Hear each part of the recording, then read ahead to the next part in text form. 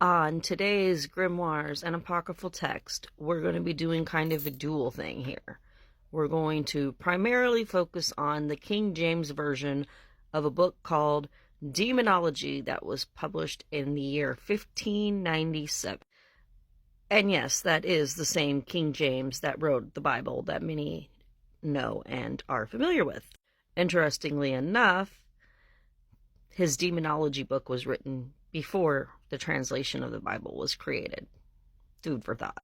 So for those who seek to know what has been considered forbidden knowledge, welcome as we delve into obscure realms where royalty and the occult collide on our topic, demonology, and the hidden contents of the King James Version of the Bible. This is one of the covers. It says Demonology in Forme de Dialogue, divided into 3 books written by the High Mighty Prince James by the grace of the God, King of England, Scotland, France, and Ireland, Defender of the Faith. At London, printed for William Alpy. First book, The Exhort of the Whole, the description of magic in special, I believe that says. And of course, this is in Old English, so this is going to be a little bit difficult for some to understand or read, but I am surely very glad to have met with you this day, for I am of opinion that you can better refute me of something whereof I in great doubt, nor of any with whom I could have met, and what I can that ye like to, I can't read that word.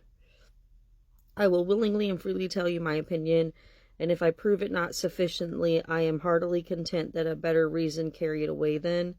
What ye think of the strange news which now only furnishes purpose to all men and their meeting, I mean of their witches. Surely they are wonderful, and I think to clear and plain confessions in the purpose have never fallen out in any sage or country. No question if they may be true, but thereof the doctor doubts. What part of it doubt ye? That's a little bit clearer.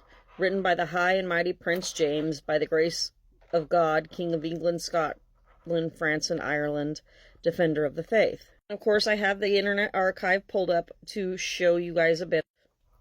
Right there. 1597. The original of this text is in the Bodleian Library. The text is reprinted line for line and page for page. Pages are numbered as in the original. The few corrections which I have made are noted at the top. This reprint was first published in 1924. And there's the introduction. The preface. King James of Scotland, later King James of England, ruled with intrigue and mystery. Born in 1566, he ascended to the Scottish throne at 1 year of age. His life was marked by turmoil, witch hunts, and occult fascination. His education included theology, Greek, Latin, and occult sciences. In 1597, James commissioned Demonology, a manuscript exploring witchcraft, demons, and Satan's realm.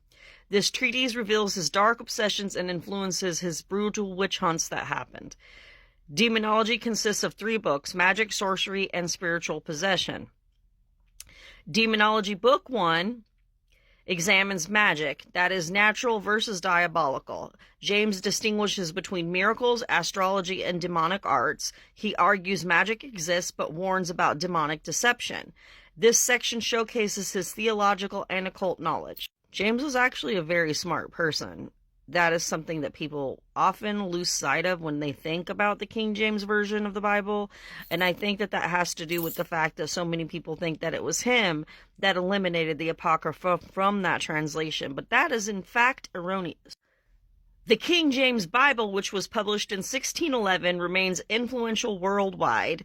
However, very few know that its original contents included some of the apocryphal books, including Tobit, Judith, First Maccabees, and several others. Those texts provided historical context and religious insight in addition to his translated Bible. So, Why were the apocryphal books removed later, you might ask? Well, that has a lot to do with the Protestant Reformation, such as Luther and Calvin, who questioned the authority of those books. Publishers eventually omitted them, citing lack of Hebrew originals.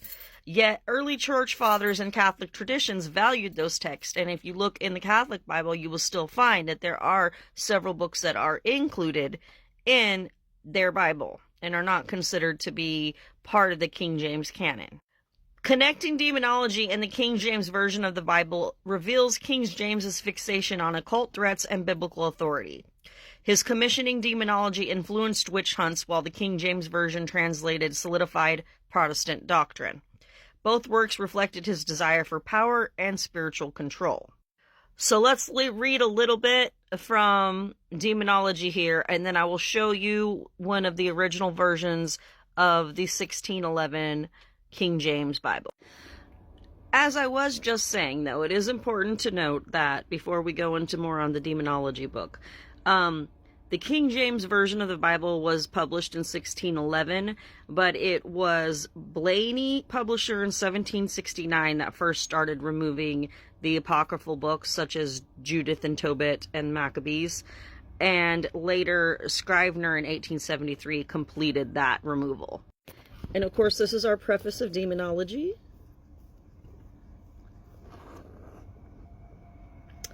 This is all warnings to the reader.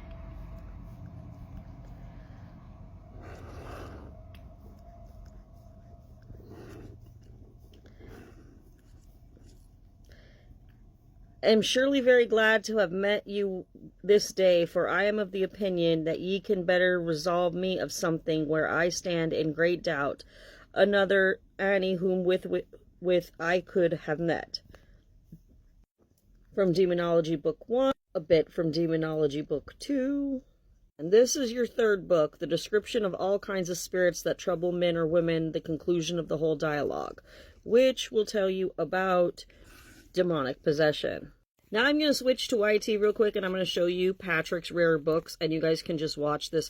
This is a version of the first King James Version published in 1611. This is the King James Bible, which King James had nothing to do with translating. He didn't write it. He didn't translate it. There is no evidence that he even actually approved the final translation. All he did was approve the process of making a new translation. That's it. That was his sole involvement. We didn't even attach his name to it till hundreds of years later. This is the King James Bible, which King James had nothing to do. And this is another little short from Patrick where he's detailing a little bit more about the apocryphal removal or not. Honestly, if somebody comes to my comments section one more time asserting this, I'm probably just going to snap. So once and for all, King James did not remove books from the Bible. Usually this is people referring to the Apocrypha. Here is the 1634 59-line Bible. It's almost identical to the first edition of 1611. It was issued with the Apocrypha, as was the 1611. The King James is still issued with the Apocrypha today.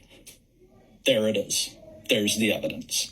From King James Online, this will give you a quick look at the Old Testament, the New Testament, and of course the apocryphal books right there.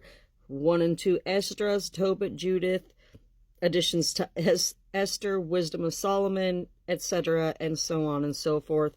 Bel and the Dragon, as you can see. Here's some of the book itself. Love righteousness, ye that be judges of the earth. Think of the Lord with a good heart, and be in simplicity of the heart. Seek him. And of course, this is all just, the book of wisdom of Solomon. An image of the original chapter book. This one here being from the first book of Chronicles. Adam's line to Noah, and so on and so forth. Translations of the Holy Bible. And so there you have it. These are the apocryphal books that King James, both a grimoire and a Bible, had commissioned, and the different places that you can learn about them. Again, Demonology was first published in 1597, and the KJV Bible was in 1611. So that is your Apocryphal, Grimoires, and Apocryphal text episode for today. I hope you enjoy. Make sure you're following me on my other socials so you can stay in touch and continue to follow my content about this particular series that I intend to continue.